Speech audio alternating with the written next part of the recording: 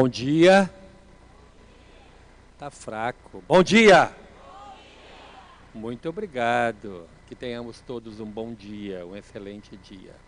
Inicialmente, gostaríamos de registrar a nossa gratidão à União Espírita do Rio Grande por esse evento.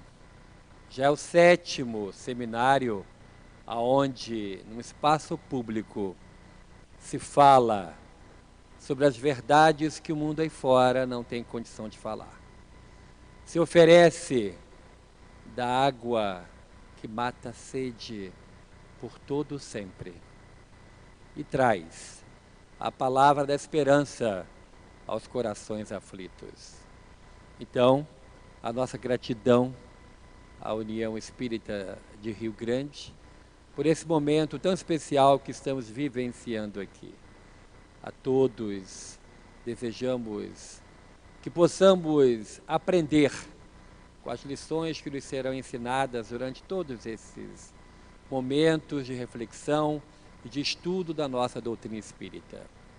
Ontem, quando eu vi esse auditório lotado de gente, eu me lembrei de imediato de uma história que aconteceu com Chico Xavier. Chico, naquele trabalho excelente que ele desenvolveu na hora vaga que ele tinha, que era o trabalho das cartas consoladoras, porque ele ficou muito sensibilizado com as mães e os pais que iam até ele em busca de notícias dos seus filhinhos, dos seus entes queridos que tinham partido para o outro lado da vida. E ele perguntou a Emmanuel se ele podia ser o carteiro que entregasse as cartas consoladoras àqueles corações tão doridos. Porque é uma prova dificílimo para o pai, para a mãe enterrar seu filho. Então, Emmanuel disse para ele: você tem um compromisso com o livro. Na hora vaga que você tiver, você pode fazer aquilo que você quiser. Inicialmente, então, ele escolheu a sexta à noite, depois passou para sábado à noite, o momento onde ele teria o contato com aqueles corações tão sofridos. E através de sua mão, de sua mediunidade, os espíritos iriam escrever. E muitas pessoas iam vê-lo, assisti-lo, na esperança de uma carta consoladora. Iam também caravanas de diversas regiões do país para estar com ele. E dentre essas caravanas foi uma pequenina de 6 pessoas de uma cidade no interior do estado de São Paulo e que foi até Chico para fazer um convite. Era uma cidade que não tinha ainda a casa espírita e aquela senhora que estava à frente daquela pequena caravana foi até Chico para convidá-lo a inaugurar o futuro centro espírita que ela iria construir. E Chico, naquela mansuetude, naquele amor no falar, disse para ela: eu aceito sim. E ela falou: daqui a uns 3 anos eu volto, a gente combinar de horário, que eu espero que em 3 anos a gente já tenha construído a nossa casa espírita. O tempo passou. 3 anos após, ela estava lá na fila para falar com ele. E lembrou a ele do compromisso assumido e marcaram dia e horário para que Chico fosse naquela pequena cidade de pouco mais de 6.000 habitantes para inaugurar o centro espírita. E quando o povo soube de que Chico Xavier estaria lá na cidade, romperam-se as barreiras, as muralhas que separam as religiões e todo mundo foi.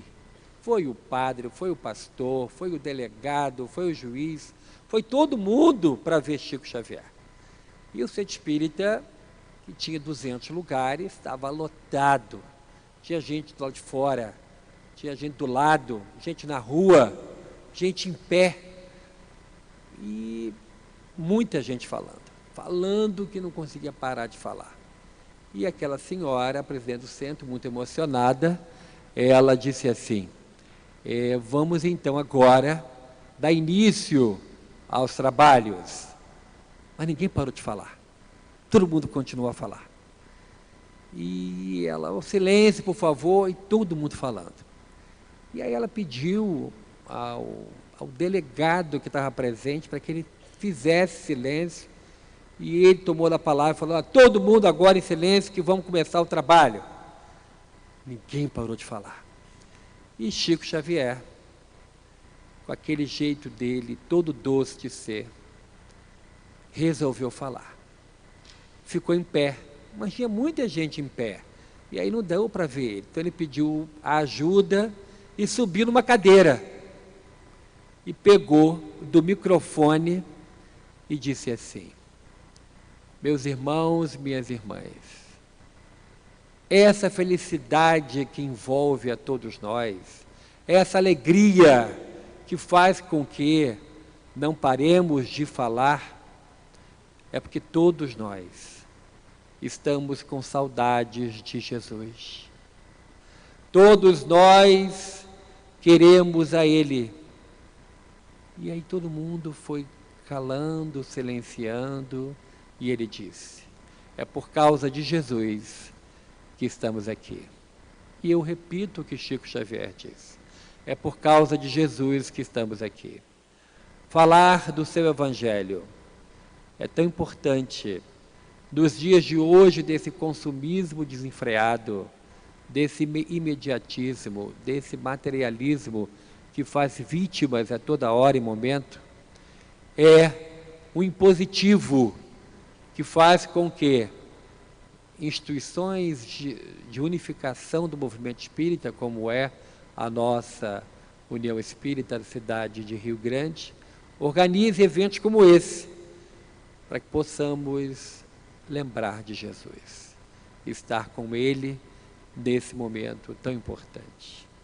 Jesus iniciou o seu messianato prestigiando a família, iniciou a sua tarefa junto a nós nas bodas de Caná, aonde a sua mãe foi convidada e ele foi, e o casamento dos judeus naquela época eram 3 dias de festas.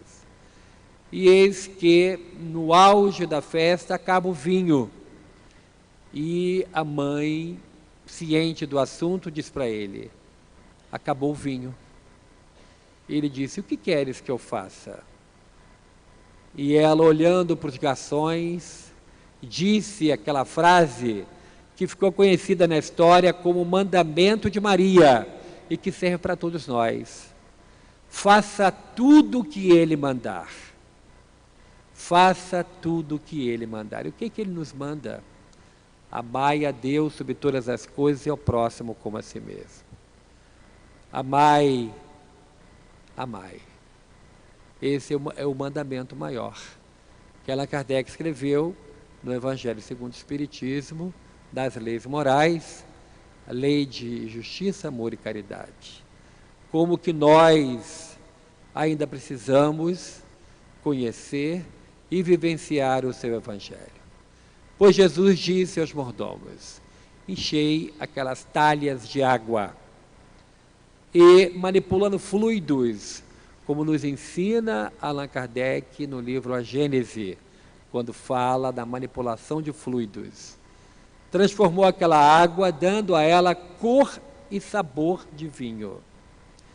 E o mordomo disse assim, o chefe do cerimonial, mas esse povo é estranho, guarda o melhor vinho para o final.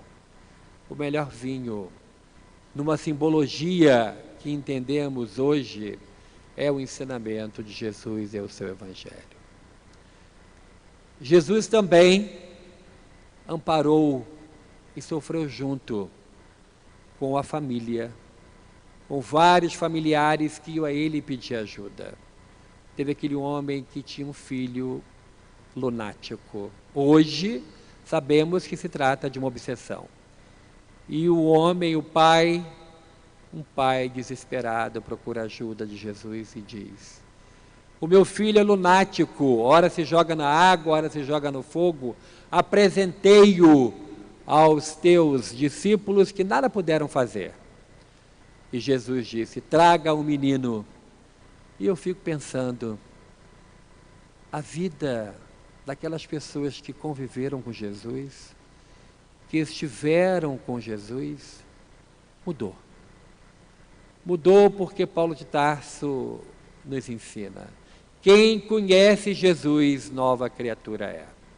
Quem conhece Jesus pela ótica espírita tem um compromisso muito maior, que não basta conhecê-lo, o convite é vivenciá-lo. E Jesus, impondo a mão sobre aquele menino, cura-o. Era um caso de obsessão. E os seus companheiros chamam ele no canto e dizem, Senhor, fizemos tudo aquilo que nos ensinastes. Por que não deu certo com esse menino? E Jesus disse, é um caso que se faz necessário jejum e oração. Ou seja, era um caso grave de obsessão. E a obsessão traz ainda, nos dias de hoje, um quadro de pandemia. E é um problema espiritual, um problema de saúde espiritual, que a casa espírita está qualificada para tratar e resolver. Mas continuando com família, Jesus atende aquele pai também que era um centurião, era um romano, e ele, já muito preocupado, porque existia aquele mal-estar, aquele clima de animosidade, porque Roma dominava Israel, cobrava os impostos, e ele encheu-se de coragem e disse, Senhor, a minha filha está doente. Eu vejo que o Senhor opera curas, mas ela não está aqui. Eu tenho certeza que se o Senhor falar uma só palavra, ela ficará curada. E Jesus, dando mais uma prova do seu imenso amor por nós que sofremos grandemente, Jesus diz, nunca vi em Israel tamanha fé. Vá para casa que a sua filha está curada. Jesus então preocupa-se, e se você for ler o Evangelho, você vai perceber em diversos momentos como que Jesus está ali, presente e preocupado com a situação do próprio ente familiar, da família. Quando ele ia ou voltava a Jerusalém, ele parava em Betânia, onde um grande amigo seu, Lázaro, que tinha duas irmãs, Marta e Maria, recebiam a ele, Jesus, e aos seus amigos. E naquele momento Jesus descansava. Era uma amizade profunda. Jesus era um membro da família de Lázaro. Era algo muito importante para Lázaro, para Marta e Maria, receber a visita de Jesus. E um dia, Jesus é 2 dias de distância de Betânia, quando um homem a galope chega a ele e diz, Marta e Maria pedem para que o Senhor vá conosco. Lázaro está muito doente, mas se o Senhor vier a galope comigo, chegará a tempo. E ele diz, você pode voltar, eu irei. Diga àquele, mas Senhor, a galope é mais rápido. Fique tranquilo, eu irei. E passado alguns dias, Jesus entra em Betânia. Chega à casa de Lázaro e lá encontra Marta e Maria chorando. O seu irmão havia morrido. Já havia sido colocado no túmulo. E a casa ainda estava com pessoas, amigas, estavam as carpideiras, aquelas mulheres que eram pagas para chorar, estavam membros do Sinédrio, tinha também fariseus, que é onde Jesus estava, ele estava por perto para poder observar. E aí, eis que Marta chora e reclama: Senhor, por que não viestes? Poderia ter chegado a tempo, agora ele é morto. E o texto evangélico diz: Jesus chorou. Muito amigo de Marta e Maria, ele chora junto, abraça e chora e pede a Marta: leve-me aonde ele está. E aí todos se assustam. E ele diz: Lázaro não morreu. Mas como não morreu? Nós o colocamos no túmulo, ele está morto. Leve-me lá. E aquele representante do Sinédrio disse: mas que amigo é esse que coloca as suas amigas numa situação tão vexatória? Todos vimos quando Lázaro morreu. Todos nós sabemos que ele está morto. E os fariseus também acompanharam. Caminharam um pouco e chegaram em um local onde o túmulo foi escavado numa rocha. E uma pedra, a feitio de um tampo de uma mesa, estava tampando o túmulo. E operários estavam preparando um outro túmulo. E Jesus fala para os operários: retirem a tampa. E eles tiram, e um mau cheiro vem. E todos ficam enojados com aquilo. Jesus se aproxima do túmulo e, com a sua voz mansa, mas firme, e diz: Lázaro, vem. E Lázaro vem, levanta, acorda, porque ele estava passando por um processo de catalepsia, a morte aparente. E Lázaro levanta e vem, e Jesus fala para 2 de seus amigos: vá até ele, desenfeixa-o. Ele estava, como costume dos judeus naquela época, enfaixado. E os amigos foram, tiraram as faixas, a perna, e quando Lázaro sai, em pleno sol do dia, todos se ajoelham e dizem entre si: quem é esse homem que até a morte respeita? É Jesus, o bom amigo, o Salvador, o bom pastor que conhece a cada um de nós pelo nome. E Jesus continua com o seu trabalho, e depois, passado 18 séculos, Allan Kardec, o organizador da nossa querida doutrina espírita, num período em que estava enfermo, muito cansado, estafado, seu médico diz: é necessário parar. E ele não tinha um tostão, era uma pessoa de poucos recursos, mas tinha amigos, e quem tem amigos tem uma riqueza. E os amigos, ele vai falar com um amigo, o amigo lhe empresta uma casa à beira-mar. E ele vai para a região da Normandia, mas leva consigo alguns escritos. Numa época em que não existia o recorte e cola, não existia computador, tudo era escrito à mão. Ele passou uma temporada de um pouco mais de um mês descansando na casa desse amigo, à beira-mar, mas nesse período de pouco mais de um mês, e com base nas bem-aventuranças do Evangelho, ele diz para todo mundo que o Espiritismo é de Jesus. O Espiritismo é Jesus que volta. E escreve, nesse período de pouco mais de um mês, o livro Farol, o livro que vem a trazer para todos nós o roteiro a ser seguido. E volta do seu descanso, onde deveria descansar, volta com o livro pronto, o Evangelho segundo o Espiritismo. E lá ele traz Jesus no seu ensinamento moral, naquilo que é aceito por todos nós. Faz do capítulo 5 a face consoladora, quando dá o nome Bem-aventurados aflitos, e ele coloca para todo mundo entender o porquê que dói. As causas atuais das aflições, as causas anteriores das aflições, fala da reencarnação, e a justiça das aflições, dando para todos nós a certeza de que nenhum sofrimento é em vão. Todos nós passamos por aquilo que temos que passar.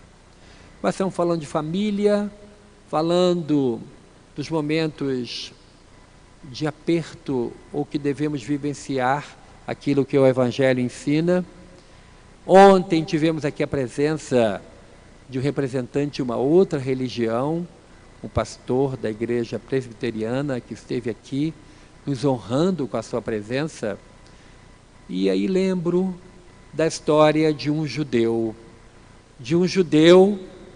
que veio para o Brasil, provindo da América do Norte, mas a sua terra natal era a República Tcheca. Ficou um tempo nos Estados Unidos e veio para o Brasil no finalzinho do século XIX, chega no Rio de Janeiro e, percebendo que as grandes tecnologias em voga na América do Norte não tinham chegado aqui, e abre a Casa Edison, no Rio de Janeiro, com novidades tecnológicas, e traz o fonógrafo, o bisavô do CD. E traz para nós aquele aparelhinho que, movido a manivela, ele toca um disco de cera que reproduz músicas. Frederico Figner. E fez fortuna. Era judeu e fez fortuna no Rio de Janeiro. Os filhos já crescidos, e eis quando a filha mais nova tinha 15 anos, essa mulher fica grávida de novo.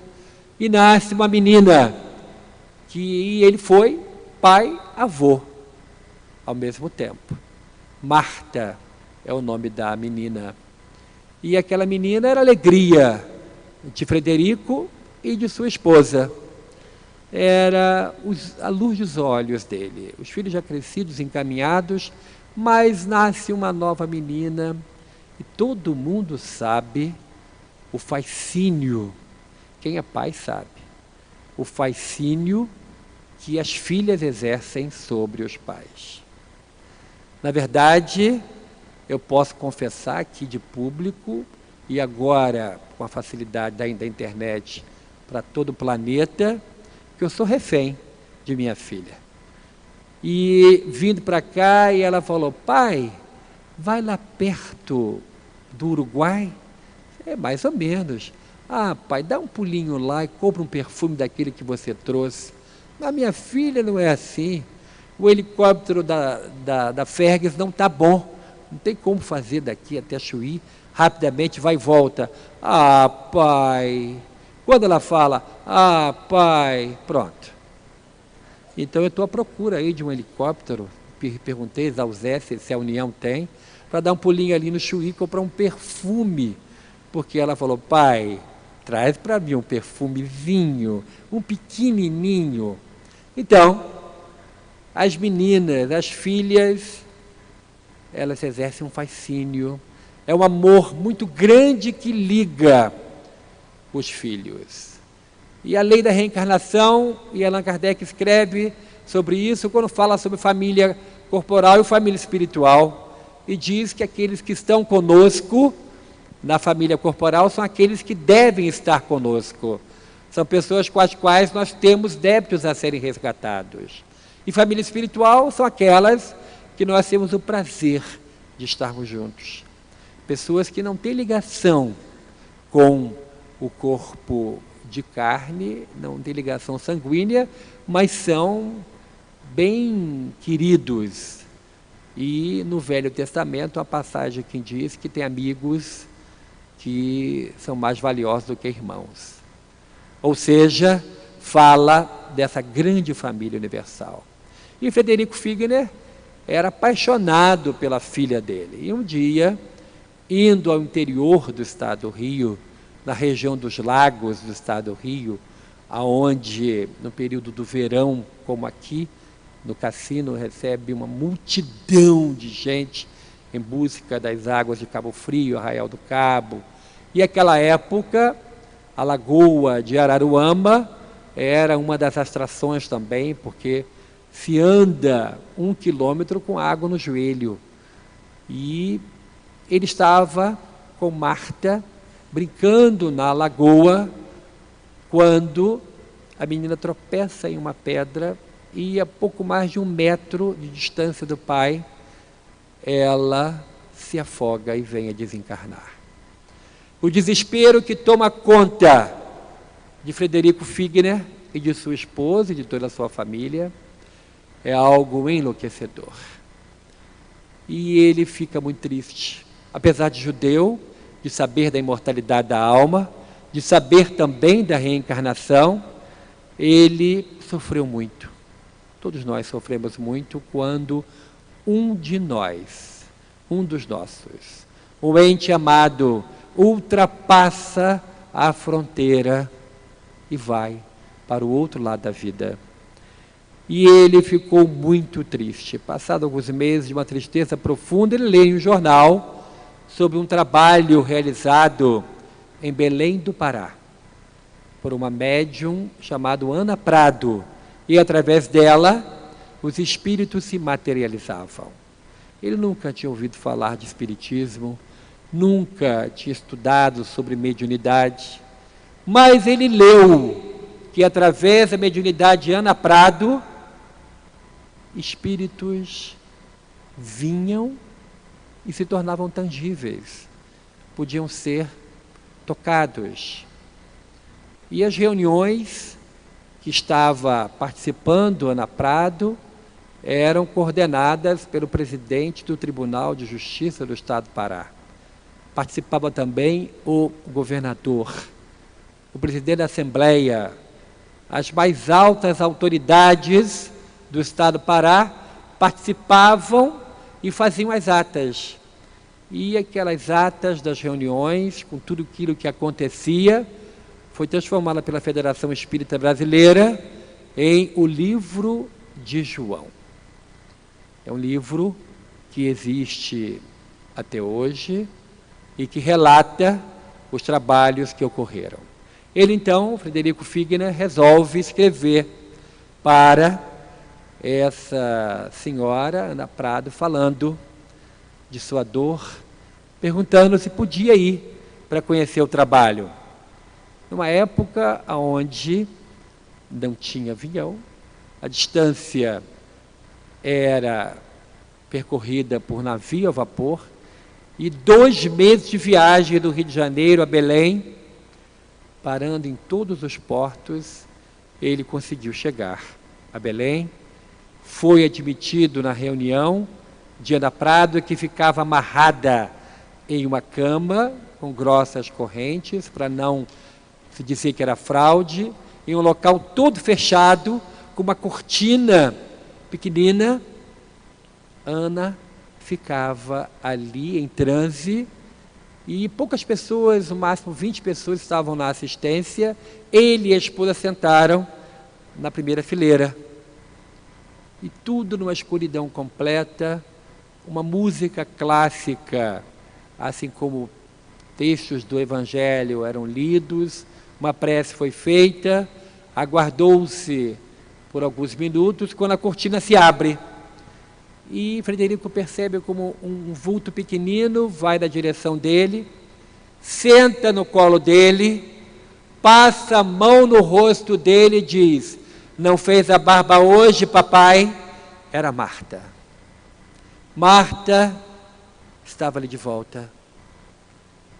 E ele ficou embevecido. Abraçou, beijou, abraçou.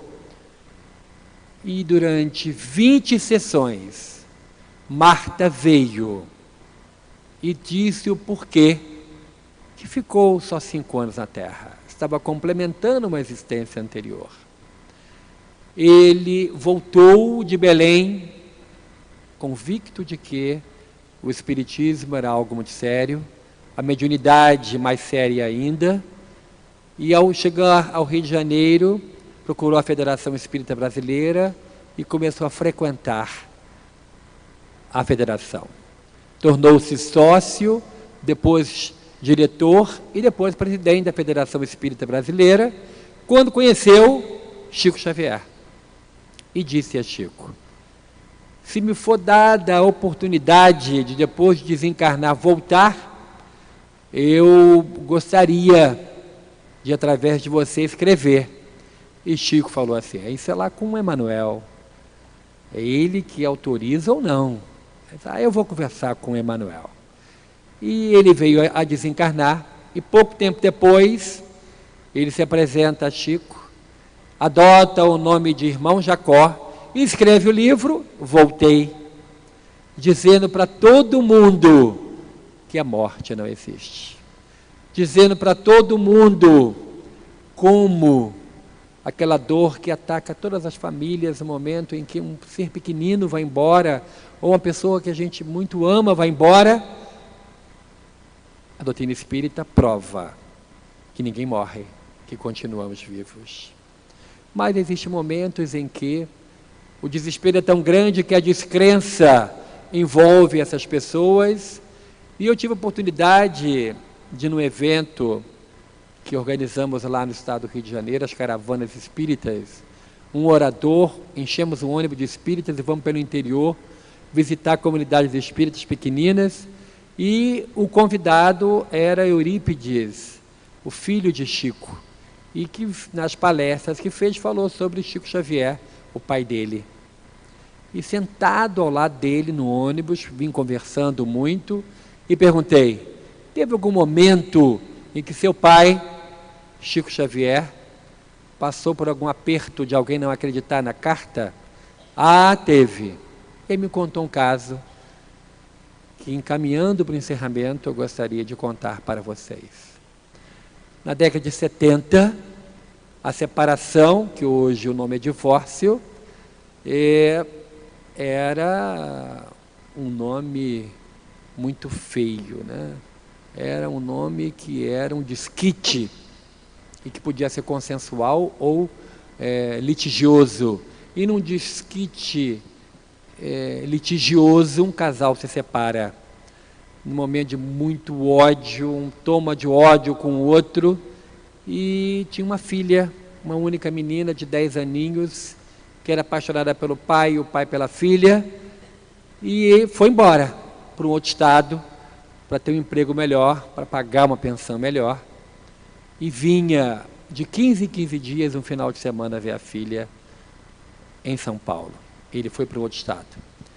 E na hora de ir embora, naquela choradeira, muito desespero, e aí ele um dia falou para a filha, bem separado, ele e a filha: quando você estiver com muita saudade de mim, você fecha os olhos, pensa no Pai lá do céu, e quando você abrir os olhos, eu vou estar na sua frente. E a menina se consolou, ele foi embora, e um dia, atravessando a estrada, a menina larga a mão da mãe e uma carreta leva-a da terra. O pai se desespera, no enterro chama a mãe de assassina, o ódio triplicou, e entraram tanto o pai quanto a mãe num processo de depressão dolorosa, profunda. E passado 2 anos, estavam ainda sofrendo muito, quando os bons espíritos, todos nós temos bons espíritos que nos auxiliam, intuíram o pai dele e o pai dela para convidá-los a ir a Chico Xavier, na mesma noite. Quando ele chegou, viu a ex-mulher: eu vou embora, a assassina da minha filha está aí. E o pai, naquela autoridade: pai, você fica quieto e senta ali, que nós viemos para orar. E ele aquietou-se. Quando a mãe viu, falou para o pai: eu vou embora, aquele homem que diz que eu matei a minha filha está aí. E o pai disse: você fica quieta, senta no lugar quietinha, que viemos orar. E Chico Xavier começou a receber as cartas. E a última carta, já às 3 da manhã, ele começa a ler, e aí disse: mamãe querida, não chore mais. E a mãe dá um pulo e diz: é minha filha. E o pai, sentado do outro lado, dá um pulo e diz: não é minha filha. E Chico, naquela mansuetude de um espírito bondoso, continua lendo.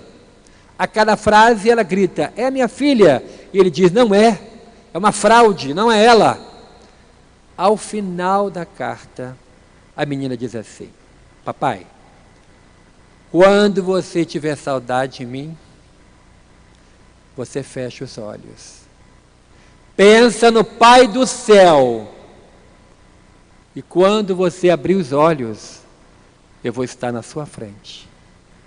Aquele acordo que ele fez com a sua filha, só ele e ela sabiam. E Chico, através de sua mediunidade, a filha escreveu através dele. E ele disse, é a minha filha. Veio de joelhos até onde estava o médium, pega de suas mãos e pede perdão.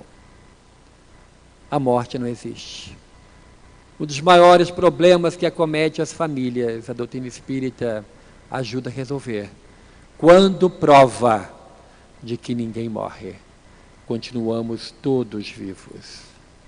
Trabalho na casa espírita que eu fundei há 31 anos atrás, no município de São Gonçalo, segundo maior município do estado do Rio de Janeiro, 1.100.000 habitantes, numa área pobre, uma área bem simples. Fundamos a Casa de Batuíra, Grupo de Apoio ao Menor. E desde o ano 2000, temos uma creche, um trabalho de inclusão social de famílias que vivem abaixo da linha da miséria. Lá atendemos a famílias em profundo estado de miséria. Problemas espirituais também gravíssimos. Mais de 70% da nossa clientela, se eu posso falar assim, das famílias coparticipando do nosso trabalho, é do credo protestante. Mas aceita toda a ajuda que é ofertada em favor das famílias, porque descobriram que o Espiritismo é de Jesus. E ali naquele trabalho grandioso, onde não temos nenhuma ajuda governamental, os espíritos bondosos, através de nossa mediunidade, escreveram alguns livros infantis. Um está aí, valorizemos o que temos, e através desses livros ajudamos a manter a obra social que ajuda a recuperar aquelas famílias. As pessoas, as crianças que ficam lá conosco de segunda a sexta, 100 crianças, participam de projetos comuns que vocês irão ver no vídeo que nós vamos passar agora. Participam de um projeto de iniciação musical. E através da música, a baixa autoestima começa a se elevar. Começam a dar valor à vida, começam a descobrir de como é importante viver. O trabalho que nós realizamos lá não é diferente de muitos que muitas casas realizam, mas é algo que nos impulsiona a viajar 1.500 quilômetros para participar desse evento e dizer a todo mundo de que vale a pena viver, de que a vida é o bem mais precioso que nós temos. Então vamos apresentar para vocês conhecerem. Quem estava aqui no ano passado viu, e eu peço desculpas por estar repetindo, mas você que ainda não viu, vamos conhecer um pouco as crianças e o trabalho que nós desenvolvemos lá na Casa de Batuíra, aqui nesse telão.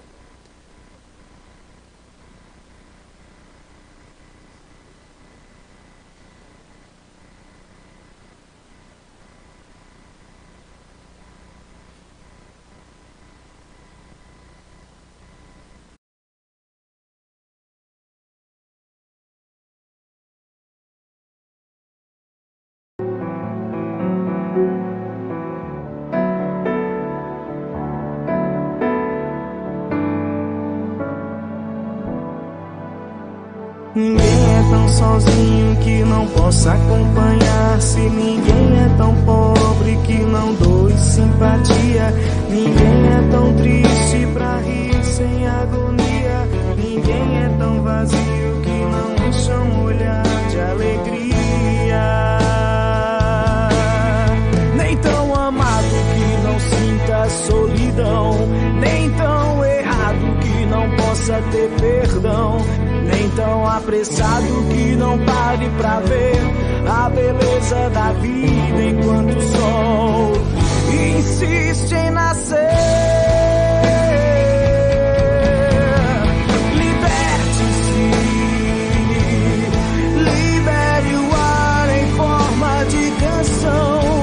Nem tanto, nem tão pouco, nem um canto, nem imensidão.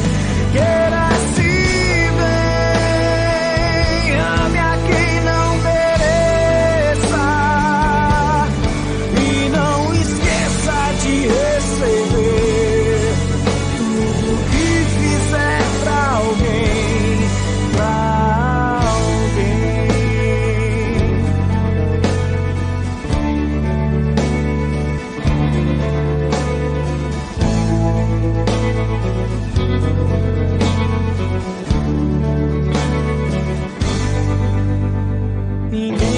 sozinho que não possa acompanhar. Se ninguém é tão pobre que não doe simpatia.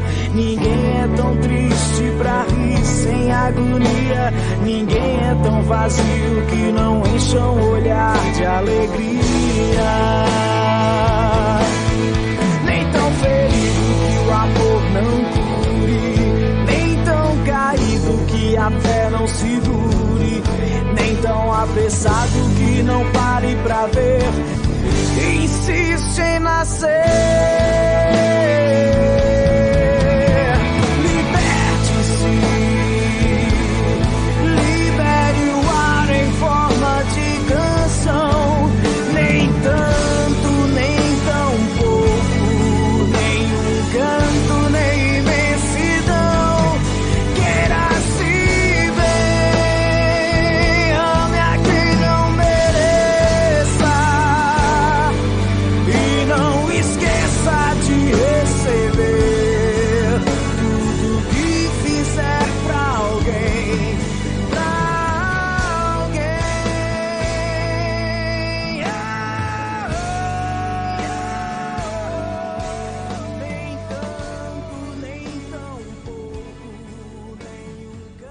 Deus abençoe, muito obrigado.